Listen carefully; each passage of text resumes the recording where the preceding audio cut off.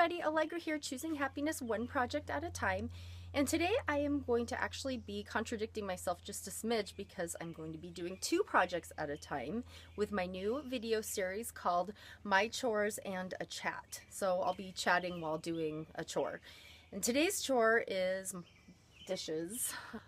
I've tried to do this thing where we only use one set of silverware a piece, one plate, one bowl, and it never works out that way. It just piles up because I'm tired or whatever. So now that you know what my chore is, I'm just going to be washing these dishes while I chat about today's topic, which is my YouTube story, which is actually a video response to Lambdog76, who's doing a series called My YouTube Story, and it's fascinating. If you have a chance, I'm going to put his link below. Go check out his channel. He is a very eloquent person who is gifted at speaking about issues pretty unscripted, off the cuff, and pretty thoughtfully, I must say. So his YouTube story right now is getting really, really good. And it also really inspired me. This is actually the 5th time I've tried to make this video. And it's actually been kind of difficult for me to express myself. So because my story is so convoluted, it's a little complicated, and it just took too long for me to tell, and so I decided to do it in a series of videos. Probably 2 or 3 videos is what I'll do. So this is what I consider a video response to Lambdog's My YouTube Story videos. But if those of you out there have been on YouTube for a while, you know that there is not that capability of doing video responses anymore like there used to be. And I'll let him talk about it. He talks about it in his videos, but this is my version of a video response. Anyway, I digress. My YouTube story starts back, I'm thinking around 1990, 1991, when my dad brought home one of those big old JVC camcorders that you slap a VHS tape in. I made skits, I made cheesy commercials and music videos, and it was a hobby that I was able to express my melodrama, or my melodramatic tendencies, if you will. And it was so fun. So this story, actually, let me also try to preface it by saying it's going to have a recurring theme of, during times of weakness in my life, having made horrible life choices. With that said, I'm going to go ahead and fast forward to, let's say 1999, 2000. I'm around 22 years old or something like that. I'm in the Army. I'm stationed in Germany. I am very sad and lonely and kind of miserable, actually. I am at one of my weaker states, I suppose. Now, kind of going, I'll try not to jump around. I'll try to keep this as chronological as possible. But I, by nature, am a very theatrical person. I've always been considered kind of a class clown type. Just a silly person who likes to joke around and laugh and have fun and all that good stuff. At this point, I had never received too much criticism about it. I mean, I never had high self-esteem as a kid, which actually that's a topic that I want to talk about in a different video, or I need to move on. So, I'm in Germany. I'm in my very, very early 20s. And a person that I really admired and looked up to confronted me one day and said, you know, do you realize that you do this thing where you're like, notice me, notice me.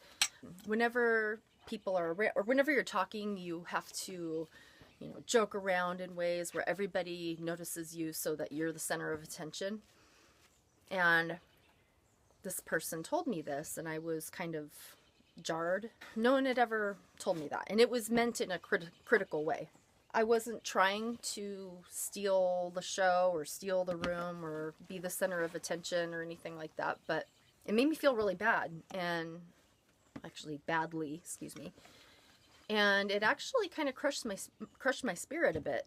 So I spent the rest of most of my 20s trying to subdue myself and not be vivacious and not be that, which It was a little crippling, I must say.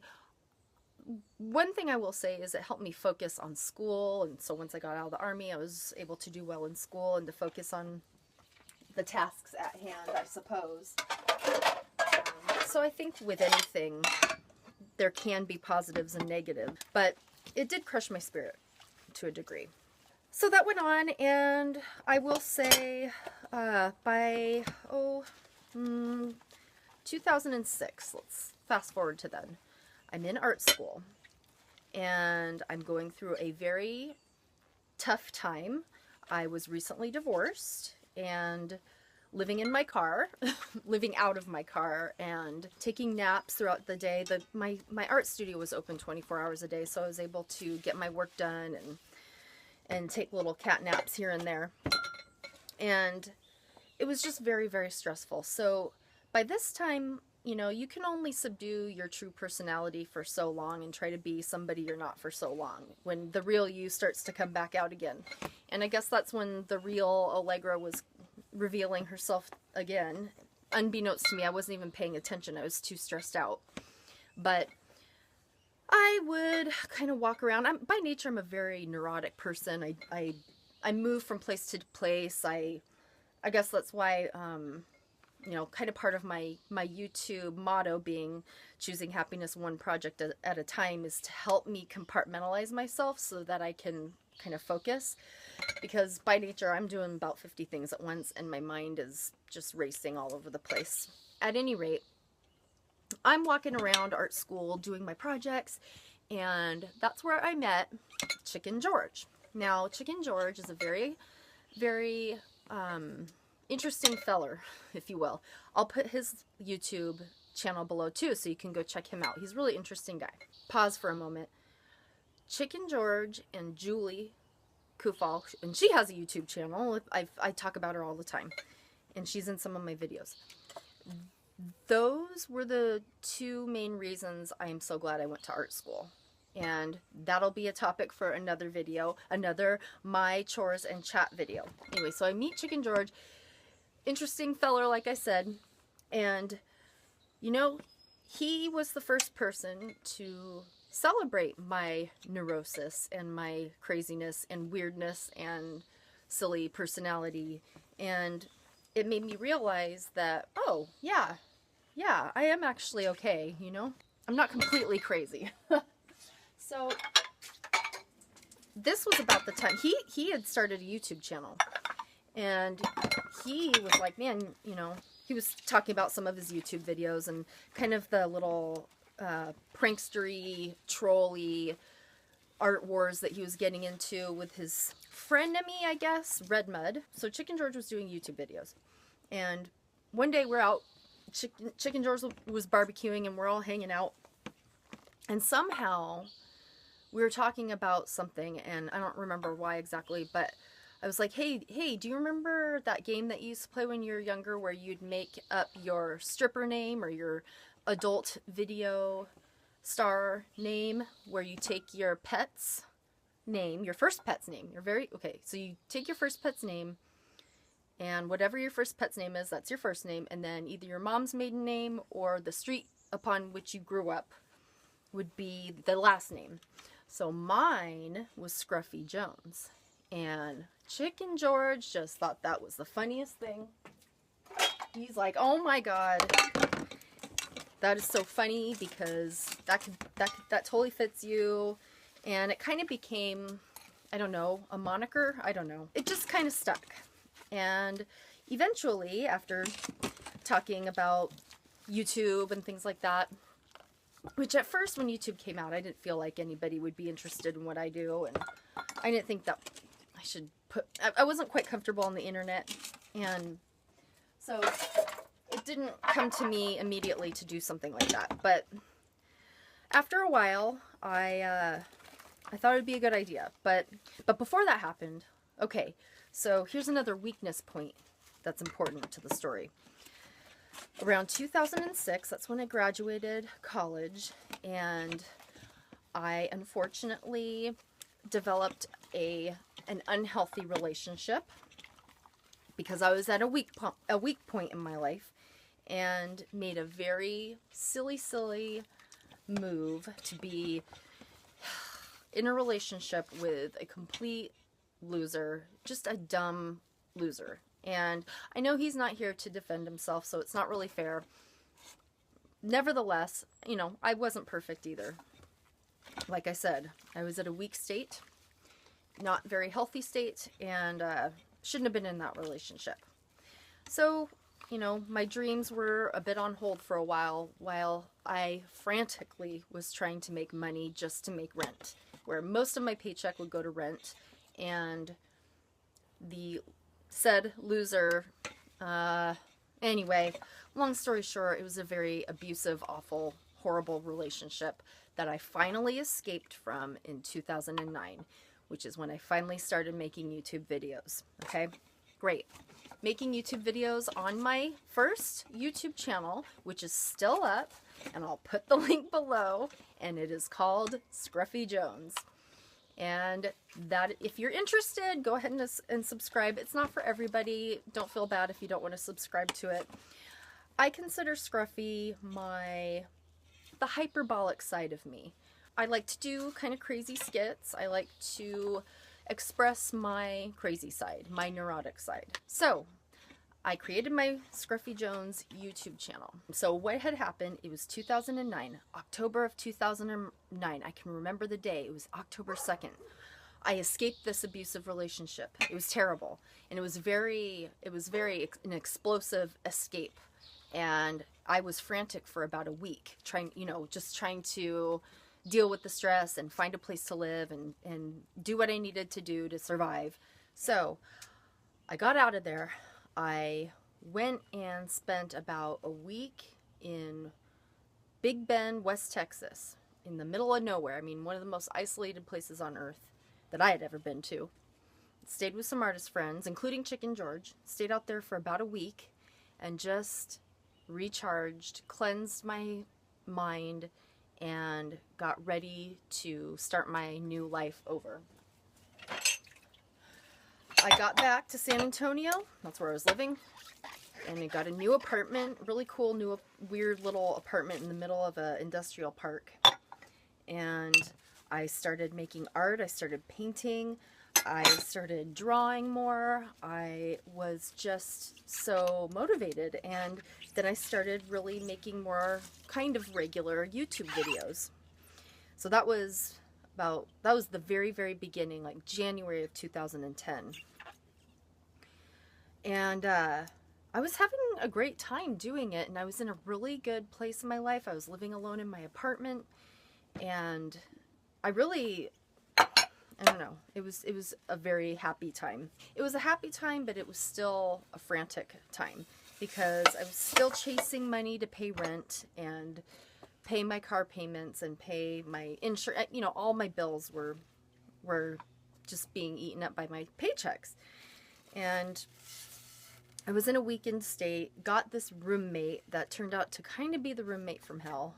Anyway, about 4 or 5 months after moving into that apartment, I started dabbling in the dark side.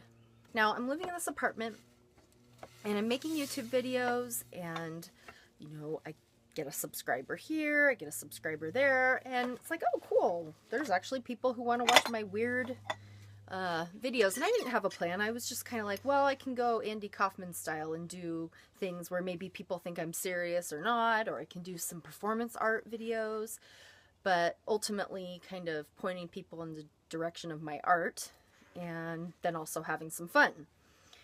And I was doing that for a while, started getting more subscribers and some comments on my videos. And then I started getting comments from this guy who fit into a YouTube community. It was kind of a niche YouTube community. And I want to be careful because I'm not sure if I want to get into that. Lambdog76 actually talks a lot about that specific YouTube community. So I think I'm just going to keep mine vague. You know, if you're interested in what I'm talking about and you want to find out, you can go to his videos, but I'm going to keep mine vague. So this character had a YouTube channel, and he did lots of talking videos, and he did a lot of shout out videos at the time. He would shout out people's channels to help them grow and things like that. He was a real motivated YouTuber, and he shouted out my channel, and I started getting all of these subscribers that were in this specific YouTube genre. And it's a genre that I'm interested in, and I like most of the people in it. But there were some of these people who were a little out there, and also probably people that I would never hang out with in real life, which is, you know, that's most people in the world, right? You have a small sphere of people that you actually hang out with. So that's kind of a redundant thing to say. But I was doing art and random Dadaist kind of things, and I didn't really fit in with that niche or niche, however you pronounce that. So that was that. And then one day I was home after work. It was like a Friday. I was having some wine. I was looking at stuff on the internet, and I got a comment on one of my videos. And it was another YouTube character, a different one, who had YouTube videos, who was not just a random kind of troll, or so I thought, and was kind of communicating with me on my videos. And then I responded, and then this character sent me a very long email describing himself and talking about his interests. And it was very, let's say, intriguing, interesting, a little creepy, but I was also in a very weak state of my life. And what I did next, well, you're going to have to find out in the next video. So I'll leave you with that cliffhanger. And yeah, so that's my YouTube story, part 1. Thank you, Lambdog76, for starting this series. I will put your link below again, and I'll put all the links to the people I've mentioned below so you can go check out their channels. Oh, I still have some more dishes to go. Let's see. Oops. Watch this little cake pan. All right, everybody. I hope you enjoyed that, and I hope some of you out there will continue this little video response chain and just kind of see where this goes. It might be kind of cool to hear your stories as well. All right, everybody, have a good one. I hope you choose happiness one project at a time, or maybe a couple projects at a time, depending on how you're feeling that day. Anyway, take care, and I will see you next time. Bye, everybody.